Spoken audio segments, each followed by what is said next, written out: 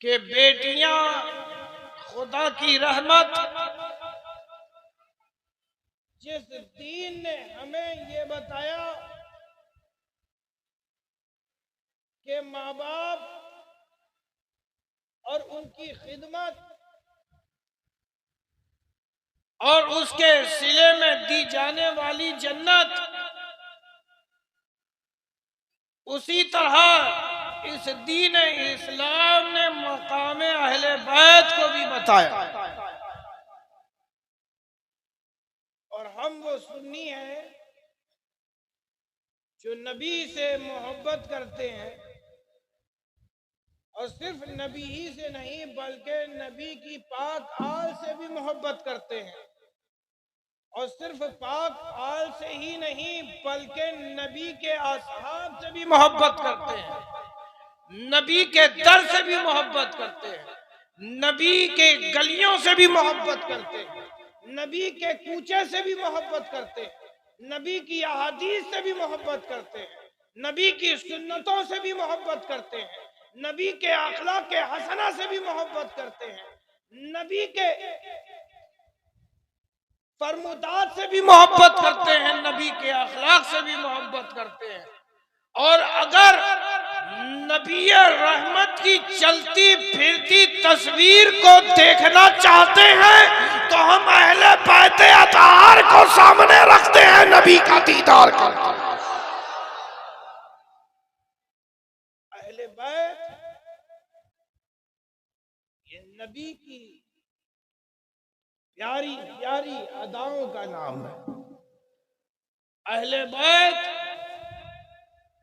یہ نبی کی محبت کا نام.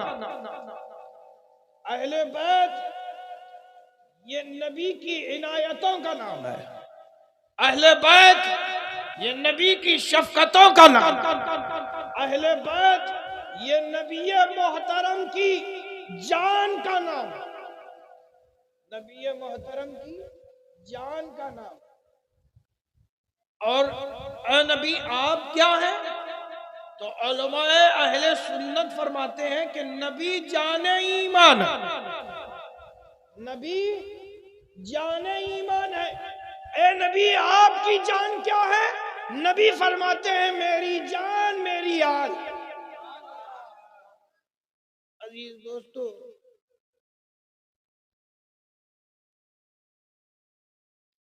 اہل بیت اطہار سے محبت یہ ایمان کا حصہ ہے. یہ ایمان کا حصہ ہی نہیں بلکہ عین ایمان، بلکہ اہل ایمان ہے. اللہ تبارک و تعالی کی ہر آیت پر ایمان لانا ہمارے اوپر ضروری ہے کہ نہیں؟ تو ہر مومن کہے گا کہ بالکل ضروری ہے. وہ مومن نہیں جو انکار آیات ربی کرے، کسی ایک آیت پر شک کرے تو اس کے ہاتھ سے ایمان جاتا رہا. اللہ کا فرمان ہے، اللہ تبارک و تعالی نے اہل بیت کے مقام کو مومنین کے درمیان یوں فرمایا. آیت نازل ہوئی قُلْ لَا أَسْأَلُكُمْ عَلَيْهِ أَجْرًا إِلَّا الْمَوَدَّةَ فِي الْقُرْبَى. یعنی یا محبوب آپ فرما دیجئے کہ اگر تمہیں میری قربانیوں کا اگر تمہیں صلہ دینا ہی ہے تو کچھ اور نہیں بلکہ میرے قرابت داروں سے مودت اختیار، میرے قرابت داروں سے مودت اختیار کرو. رسول کے قرابت دار کون ہے؟ رسول کے قرابت دار کون ہے؟ کون ہے جو رسول کے قرابت دار ہیں؟ کون ہے جو رسول سے قریب ہیں؟ صحابہ نے پوچھا اے اللہ کے محبوب آپ کے قرابت دار کون ہے؟ کون آپ سے زیادہ قریب ہے کہ جس کی مودت ہم پر لازم قرار دی گئی ہے؟ من یا رسول اللہ. صحابہ نے پوچھا اے اللہ کے محبوب من قرابتک یا رسول اللہ، اے اللہ کے محبوب آپ کے قرابت دار کون ہیں؟ تو سنو، اللہ کے رسول صلی اللہ علیہ وسلم نے یہ نہیں کہا کہ میرے قرابت داروں کو دیکھنا ہے تو صدیق اکبر کو دیکھو، میرے قرابت داروں کو دیکھنا ہے تو عمر فاروق اعظم کو دیکھو، میرے قرابت داروں کو دیکھنا ہے تو عثمان غنی کو دیکھو، طلحہ کو دیکھو۔ نہیں، کسی صحابی کا ذکر نہیں کیا۔ جب بات آئی قرابت داروں کی تو کسی اپنی بیوی کا بھی ذکر نہیں کیا، عائشہ کا نام بھی نہیں لیا، خدیجہ الکبریٰ کا بھی نام نہیں لیا، کسی نبی نے کسی بیوی کا بھی نام نہیں لیا۔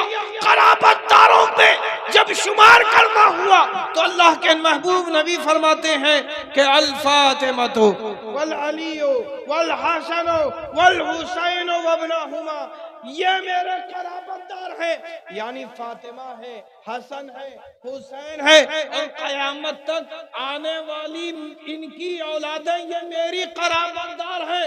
تم اگر میری خدمات کا صلہ دینا چاہتے ہو، اے میرے پیارو، کچھ اور نہیں بلکہ میرے گھر والوں کی مودت اختیار کرو، میرے گھر والوں کی مودت اختیار کرو۔ عزیز دوستو، یہ قرابت دار نبی کی محبت کا نام ہے۔ عزیز دوستو، میں ایک بات عرض کر دوں، حضرت عمر فاروق اعظم، ابھی یہ حج کا زمانہ ہے، بہت سے حجاج کرام حج کو گئے ہوں گے، کعبۃ اللہ کا طواف کیا ہوگا، اور حجر اسود سے ہی طواف کا آغاز ہوتا ہے اور حجر اسود پہ ہی طواف ختم ہوتا ہے۔ وہیں سے اگر حاجی طواف شروع کرے گا تو ہی اس کی گنتی ہوگی، اور اگر حجر اسود کو چھوڑ کر طواف شروع کرے گا تو نامکمل ہے۔ بڑی اہمیت کا حامل ہے وہ مقام جہاں پہ حجر اسود لگا ہوا ہے۔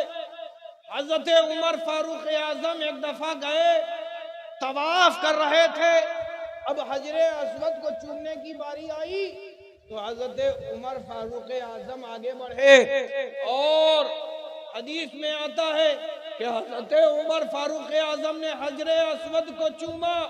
اب جو حجر اسود کو چوما تو کہنے لگے، اے حجر اسود، میں تمہیں اس لیے چوم رہا ہوں کیونکہ تجھے میں نے اپنے محبوب کو چومتے ہوئے دیکھا ہے، میں نے دیکھا ہے کہ میرے محبوب نے تجھے بوسہ دیا ہے، تو میں تجھے بوسہ دے رہا ہوں، نہ تو مجھے نفع دے سکتا ہے نہ نقصان پہنچا سکتا ہے۔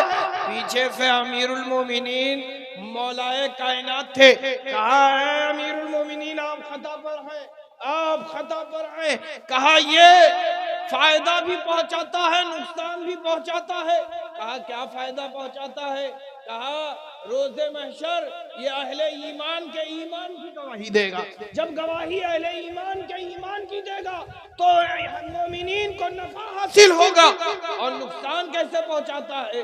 کہا کہ یہ کچھ بے ایمانوں کی بے ایمانی کا بھی گواہ دے گا، تو جب روز محشر بے ایمان پہنچیں گے تو حجر اسود ان کی بے ایمانی کی بھی گواہی دے گا، ان کے کفر کی بھی گواہی دے گا، تو معلوم یہ چلے گا کہ روز محشر کچھ لوگوں کو یہ نفع پہنچائے گا اور کچھ لوگوں کو نقصان پہنچائے گا۔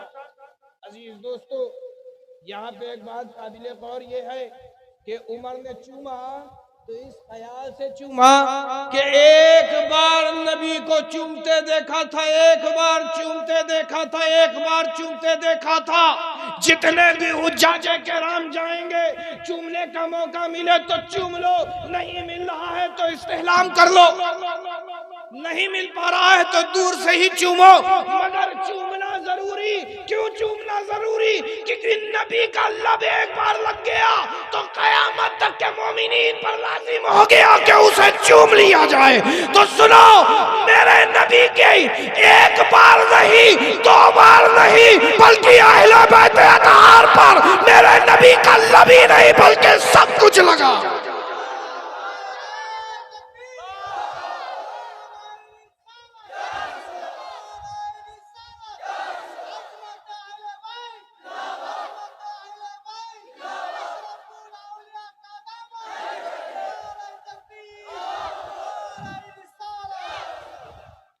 میرے نبی کا صرف لبی نہیں لگا بلکہ اہل بیت اطہار پر میرے نبی کا سب کچھ لگ گیا۔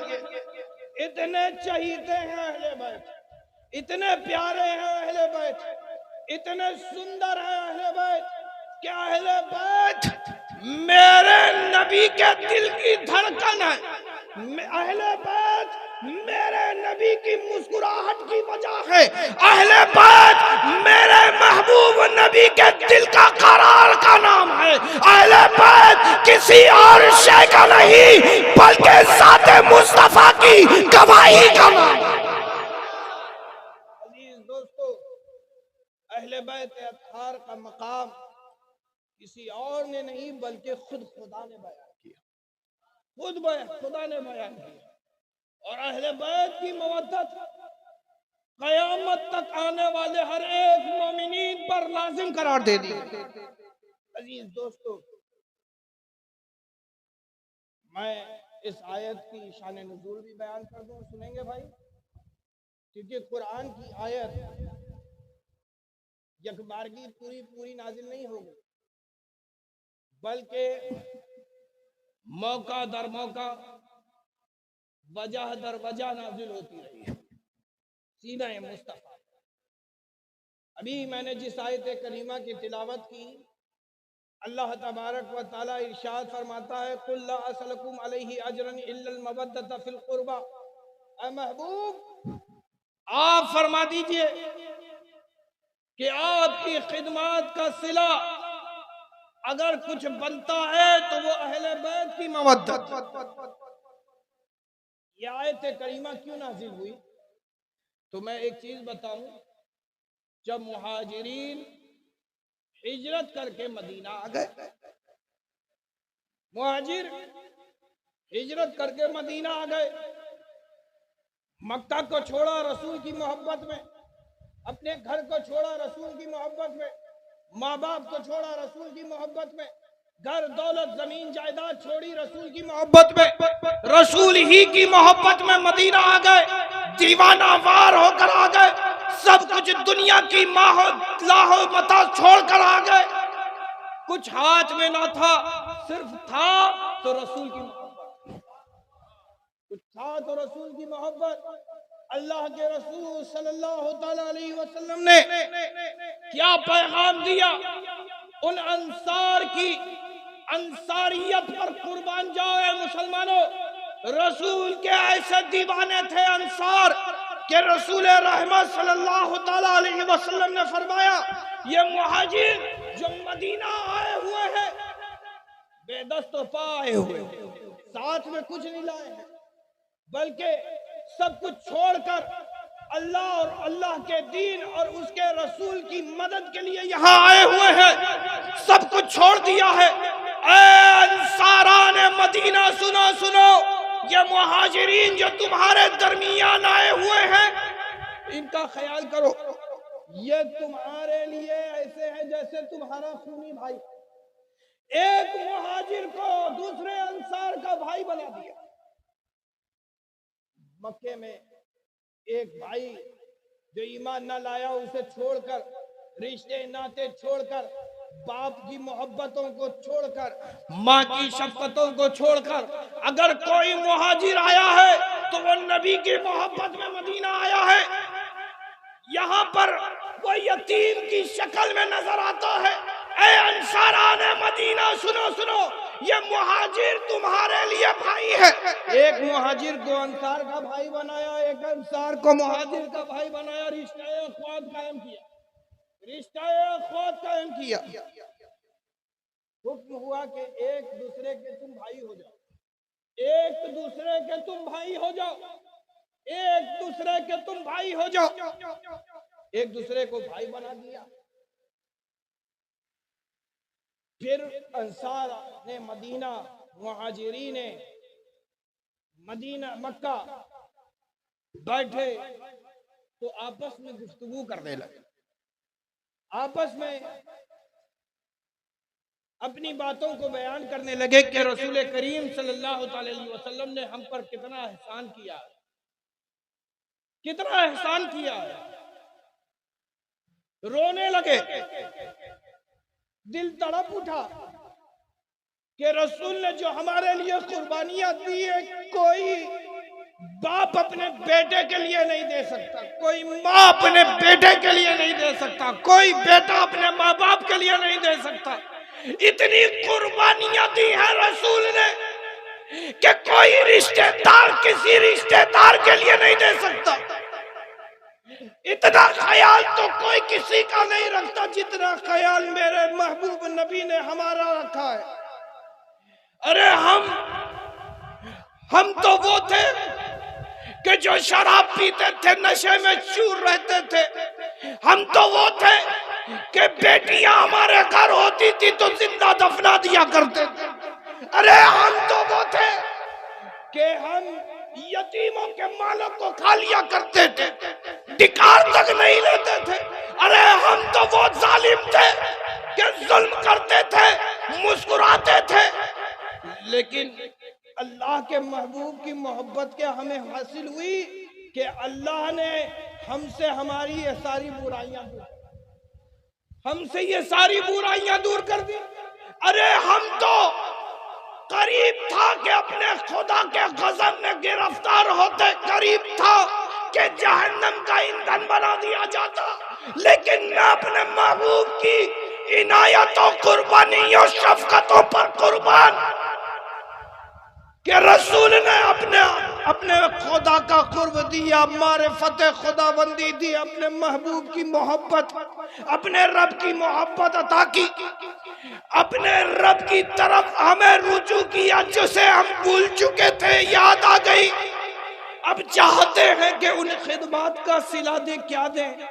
کسی نے کہا ہمارے پاس اتنا سونا ہے، کسی نے کہا ہمارے پاس اتنی چاندی ہے، کسی نے کہا ہمارے پاس اتنے جواہرات ہیں، کسی نے کہا ہمارے پاس انمول موتی ہے، کسی نے کہا ہمارے پاس عقیق ہے، کسی نے کہا ایک بیش سے بیش قیمتی ہیرے جواہرات ہمارے پاس ہے۔ چلو ایسا کرتے ہیں کہ سب جمع کرتے ہیں اور رسول کے قدموں میں چل کے نثار کر دیتے ہیں۔ اب جو رسول کریم صلی اللہ تعالیٰ علیہ وسلم کی خدمت میں پہنچے تو دیکھا کیا کہ اللہ کے رسول صلی اللہ تعالیٰ علیہ وسلم غضبناک ہو گئے، اللہ کے رسول غضبناک ہو گئے، چہرہ لال ہو گیا۔ اب جو لال چہرہ ہوا، اللہ کے محبوب نبی فرمانا ہی چاہتے تھے کہ جبریل امین تشریف لے آئے۔ اللہ کے رسول صلی اللہ علیہ وسلم پر یہ وحی نازل ہوئی، قُلْ لَا أَسْأَلُكُمْ عَلَيْهِ أَجْرًا إِلَّا الْمَوَدَّةَ فِي الْقُرْبَى۔ اے لوگوں سنو، اگر تم میری ایثار قربانیوں کا صلہ دینا ہی چاہتے ہو تو کچھ اور نہیں بلکہ میرے گھر والوں سے مودت اختیار کر لو۔ عزیز دوستو، رسول کریم صلی اللہ علیہ وسلم نے بے شمار قربانیاں ہمارے لیے اس دین مصطفیٰ کے ہمارے لیے، اس اللہ کے محبوب نبی نے طائف میں لہو لہان ہو گئے۔ مکہ میں تھے تو کفاران مکہ اتنے سخت دل ہو گئے، انہی کے آغوش میں پروان چڑھنے والا عبداللہ کا بیٹا، انہی کے درمیان میں رہنے والا کہ جس کے بارے میں وہ کہتے تھے کہ یہ امین ہے، یہ صدیق ہے، وہ جن کی زبان تعریفیں کرتے نہیں تھکتی تھی، کفاران مکہ نے رسول کریم صلی اللہ تعالی علیہ وسلم پر ایسا ظلم کیا کہ ان کی گردنوں پر رسی کو باندھا اور کھینچنے لگے۔ اتنا ہی نہیں بلکہ مکہ میں رہنا دشوار کر دیا، مجبور کیا ہجرت کے لیے، پھر بھی اللہ کے رسول نے بد دعا نہ کی۔ طائف پہنچے، لہو لہان ہو گئے، بچوں کو پیچھے گھما دیا کہ ہاتھوں میں پتھر تھما دیے، کہا قدموں کو ٹھہرنے نہ دینا، اتنا پتھر مارو کہ یہ لہو لہان ہو جائے۔ طائف میں لہو لہان ہو گئے۔ عزیز دوستو،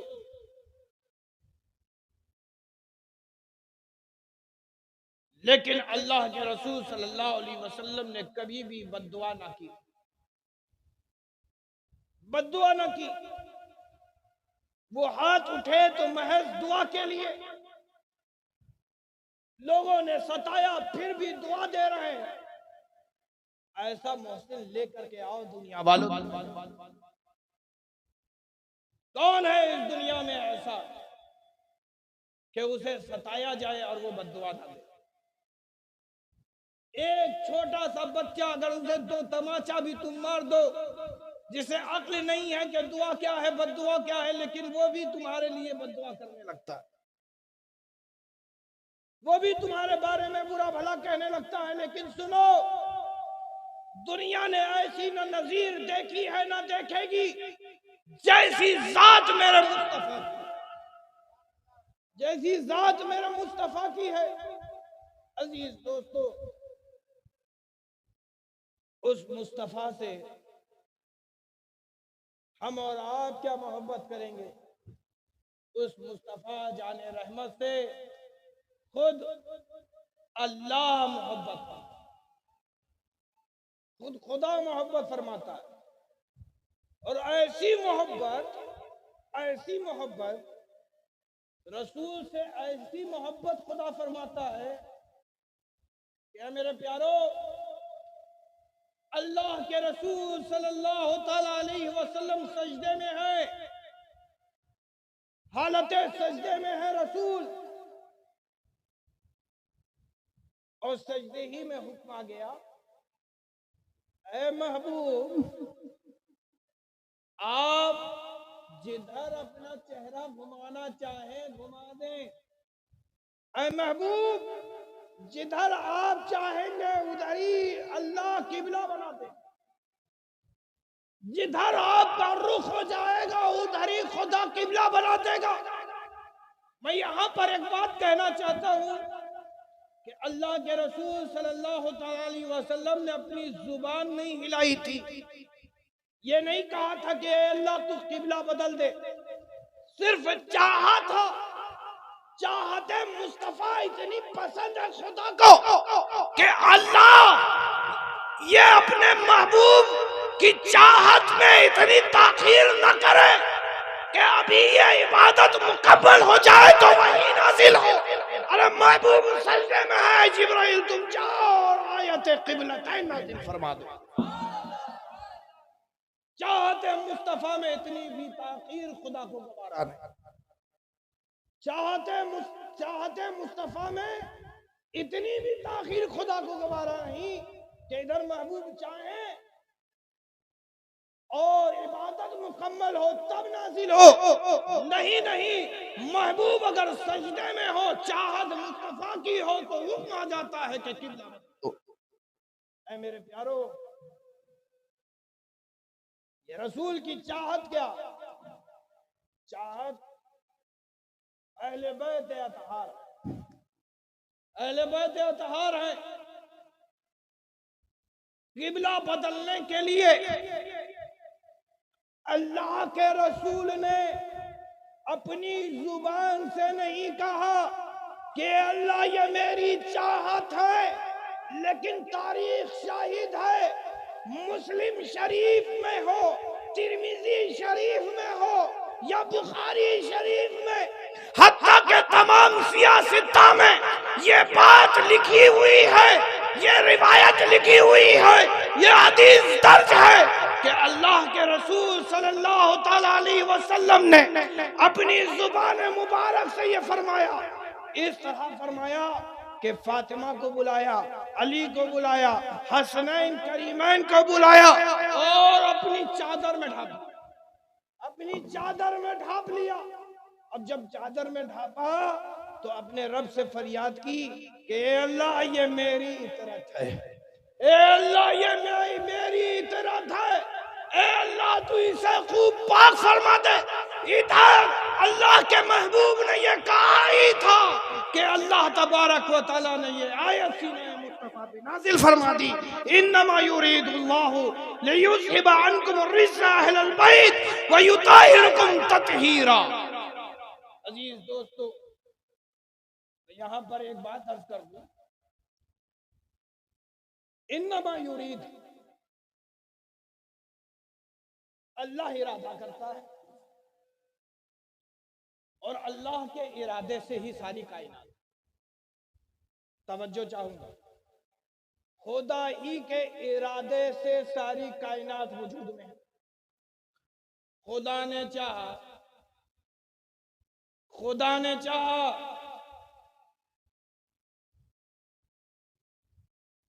کہ زمین پر نائب بنا دیا جائے، نیابت بعد میں مل رہی ہے۔ اللہ تبارک و تعالیٰ نے نائب کے لیے پہلے زمین بنائی، نائب کے لیے اپنے نائب کے لیے پہلے زمین بنایا۔ اور زمین کیسے وجود میں آئی؟ اللہ نے چاہا زمین ہو جا تو زمین ہو گئی،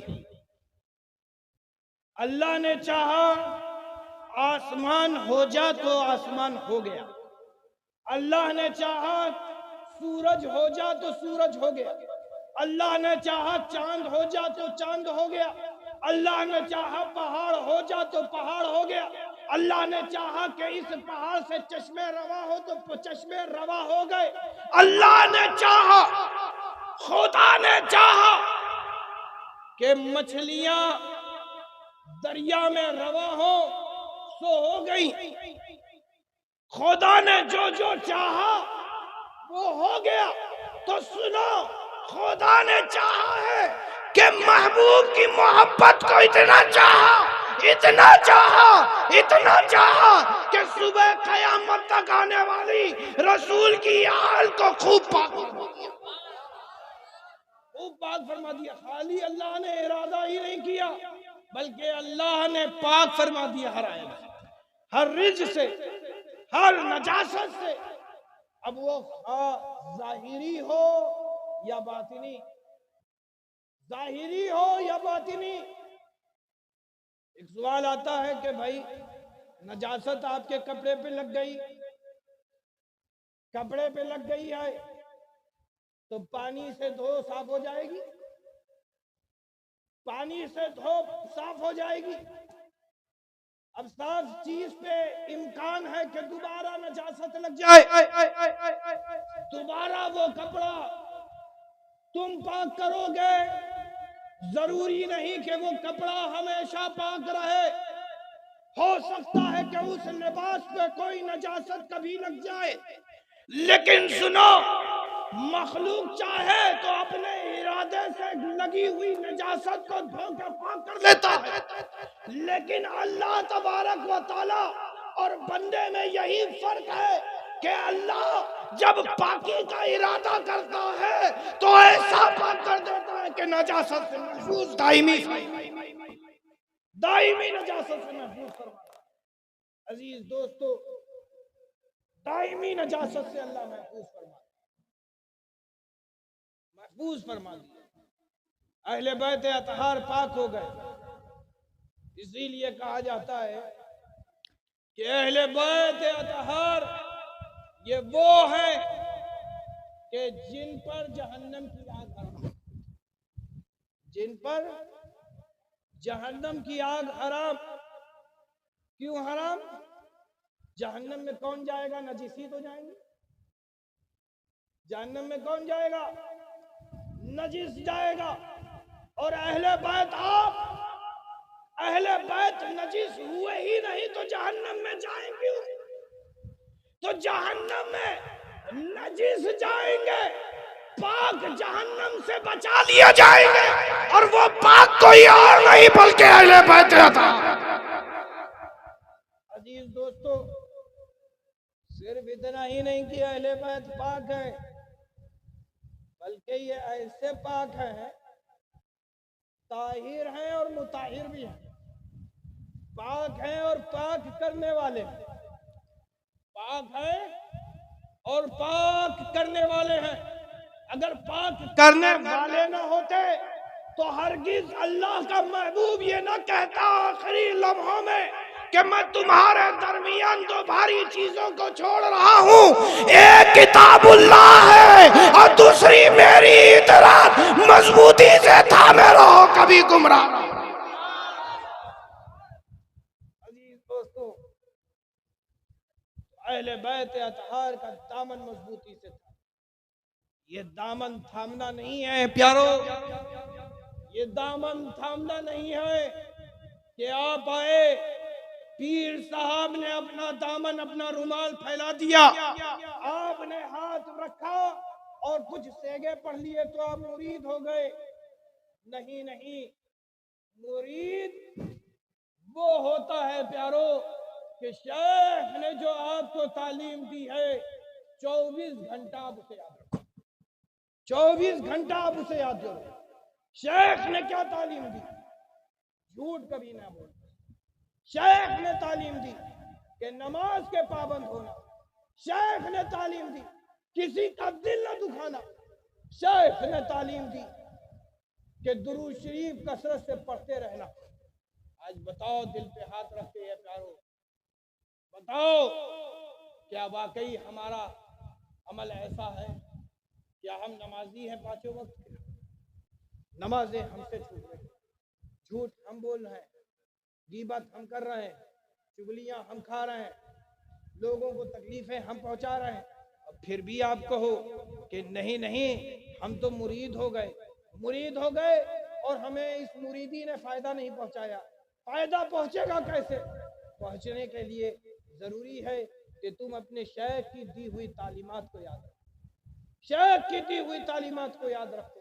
اگر تم شیخ کی دی ہوئی تعلیمات کو بھول جاؤ گے تو اے میرے پیارو، لاکھ چاہو کہ تم پاک ہو جاؤ، پاک کر دیے جاؤ، پاک اللہ کبھی ایسی نجاست دور ہوتے ہوئے دیکھی ہے کہ پانی اس کے لباس پہ نہ پڑے اور وہ پاک ہو جائے؟ ارے بولو نا بھائی، نجاست آپ کے کپڑے پہ لگ جائے تو بتائیے آپ اسے کیسے پاک کرتے ہیں؟ پانی سے پاک کرتے ہیں نا؟ دھوتے کس سے ہیں؟ پانی سے دھوتے ہیں نا؟ اہل بیت اطہار یہ وہ ہے، وہ پانی ہے جو تم سے تمہاری نجاستوں کو دور کرنے والے۔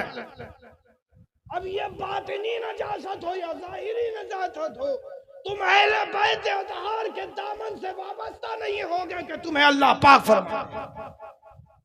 میرے پیارو، یہی وجہ ہے کہ بڑے بڑے اولیاء اہل بیت اطہار کی محبت میں ان کی دیوانے ہوتے ہوئے نظر آ رہے ہیں، ان کے شیدائی ہوتے ہوئے نظر آ رہے ہیں۔ خود بھی وہ اہل بیت چمکتے تھے اور چمکاتے ہوئے بھی نظر آ رہے ہیں۔ اے میرے پیارو،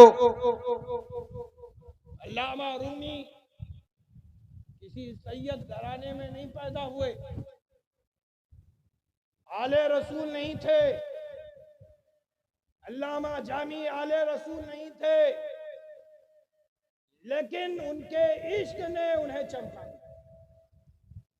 خود امام احمد رضا خان فاضل بریلوی آل رسول نہیں تھے، لیکن آل رسول کی محبت میں اتنے سرشار ہوئے کہ وہ چمک رہے ہیں، ان کی نسلیں بھی چمک رہے ہیں۔ اے میرے پیارو، کیوں؟ کیونکہ چمکنے کی تمنا امام احمد رضا خان کے دل میں پیدا ہوئی اور انہوں نے کہا چمک تجھ سے پاتے ہیں سب پانے والے، میرا دل بھی چمکا دے چمکانے والے۔ تو اے میرے پیارو، اگر تمہارے دل میں چمکنے کی تڑپ ہوگی تو ہی تم چمکو۔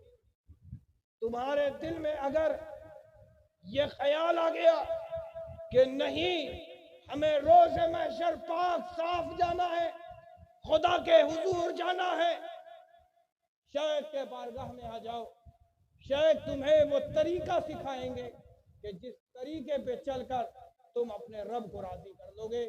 وآخر دعوانا ان الحمدللہ رب العالمین۔